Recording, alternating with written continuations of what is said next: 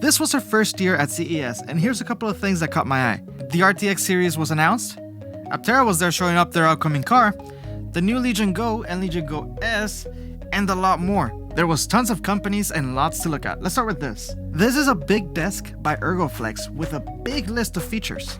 It can change from standing to sitting, tilting, and it has the full freedom to move around. Left, right, forward, backwards, rotations, whatever you want. It even has an app. Amazing, right? Sure, you're gonna need a lot of space for this thing, but regardless, it's really cool. And I really want one. Insta360 was there, raffling off their new X4. And guess what? No, we didn't win it. We purchased it, but we got one for a damn good deal too. It was market price.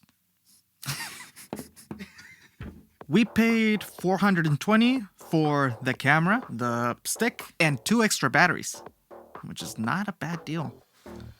Especially because the camera itself costs around $500 with no other accessories. This shoots a 360 video at 8K 30 or 5.7K at 60 frames. One of the things that impressed me the most was how packed the X-Reel booth was. Now, I've owned X-Reels since they used to be called Nreels. I actually bought them before they were even in the market in the US. I had to go through eBay to get these. But at the event, I got to try out their new X-Reel 1 and 1 Pros. It has redesigned micro OLED displays with the same resolution of 1920 by 1080 per eye. The brightness is up to 600 nits for enhanced visibility outside. The field of view has gone from 40 from this thing to 50. The design is slightly heavier at 84 grams, but still maintains a sleek profile. The speakers are now a Bose-tuned open-air speaker, and an incredible thing about them is that they have an in-house X1 spatial computing chip, enabling on-device processing for features like ultra-wide displays and spatial tracking, something that was truly missing on this. The 1 Pros of course include the features of the X1, plus a field of view expanded to 57 degrees, and it incorporates a flat prism instead of the traditional birdbath design, allowing for a larger screen with smaller optics. This GTR simulator was a fun little thing to try out. Now, there were way too many simulators there. I couldn't test them all out, but this one grabbed my attention.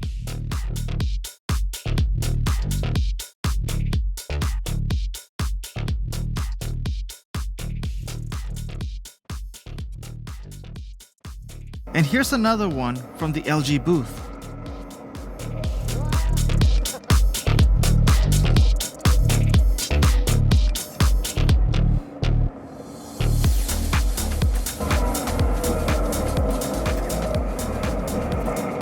I shouldn't be driving. Now this handheld right here is something that I was really looking forward to see. The Legion Go 2 and the Legion Go S. Is it called Legion Go 2? Because everything I see is just as Legion Go. We'll go for Legion Go 2. The Legion Go 2 features the new and improved Ryzen C2 Extreme processor. It supports up to 32GB of DDR5 RAM and up to 2TB of SSD storage, as well as a large 74 watt-hour battery. It has an 8.8-inch native portrait OLED HDR display with 500 nits of brightness and a 144Hz refresh rate. The screen resolution was downgraded from 2560 by 1440 to 1920 by 1200, which sounds bad, but seeing as I had to turn down the resolution on this anyways to make the games run good, it's honestly not that bad.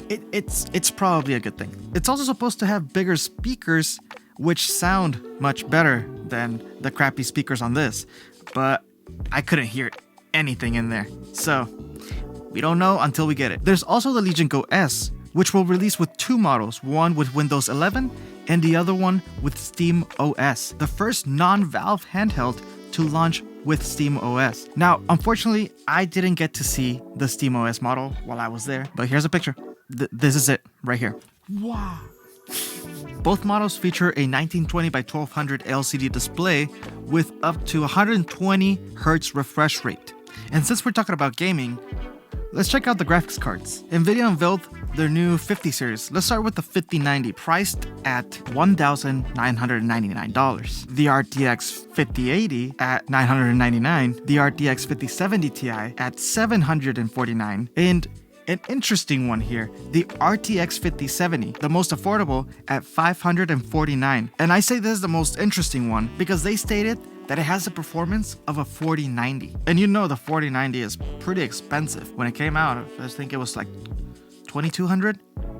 Now it's gone down to like $1,600, but It was pretty expensive. And the way they achieved this is with a key feature of the RTX 50 series, the introduction of DLSS 4, which enhances gaming performance through advanced AI-driven frame generation, resulting in smoother gameplay and improved visuals. Now, I own a 4090, and I'm gonna buy the 5070 series to test out their claims of them being equal. So stay tuned, subscribe, and wait for that video.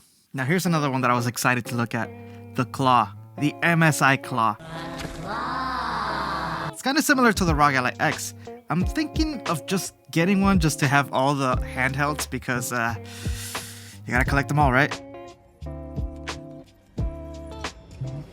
But the MSI Claw 8AI looks fantastic. It's got an Intel Core Ultra 7 processor, integrated Intel Arc GPU, 32 gigs of RAM, 1TB of NVMe storage, an 8-inch Full HD touchscreen with a resolution of 1920 by 1200, 120Hz with variable refresh rate, and a brightness of 500 nits. LG unveiled the world's first bendable 5K 2K gaming monitor with advanced WOW-LED technology. With the press of a button, it can go from flat to curved. MSI showed off their entire lineup of 50 series GPUs, from water-cooled to the less water-cooled to not water-cooled at all, as well as this massive, awesome-looking PC. TCL, yeah, the TV company, has a new smartphone lineup with an interesting concept, a focus on affordability,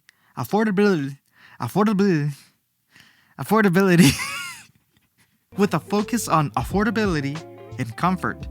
It's what they call the next paper display. This technology aims to reduce eye strain by minimizing blue light emissions and glare, and providing a paper-like viewing experience. But they also unveiled the new generation of TVs with their QM6K Mini LED TV series, offering incredible visuals and clarity at an affordable price, ranging from 50 to 98 inches. Holy shit, that's a big TV. That's a big TV. Here's a really cool one. Roborock showed off the robot vacuum, yes, robot vacuum, with a robot arm, which can pick up socks and stuff and place them in whatever spot you designate. Just pick up your stuff. Don't pick up your stuff. Have a robot do it for you. What is my purpose? You pass butter. Oh my god. Now, this is probably weird, but it's my favorite thing out of CES. This motorized luggage by Autos. Its top speed is 6 miles per hour with a maximum load of 240 pounds, which is big enough to move around your mom. Its top speed is 6 miles per hour with a maximum load of 242 pounds, which is pretty hefty for a suitcase. But when it's empty, it weighs only 17 pounds. Now, aside from the retractable handles and the battery that just pops out and sneaks back in, I found the amount of space inside pretty impressive. I was expecting to be little to no space in there, but it's like it's a normal suitcase. Now, CES was a fantastic, overwhelming event with a lot of people and a lot to look at. Now, this was only a pinch, a glimpse, a peek of what was there.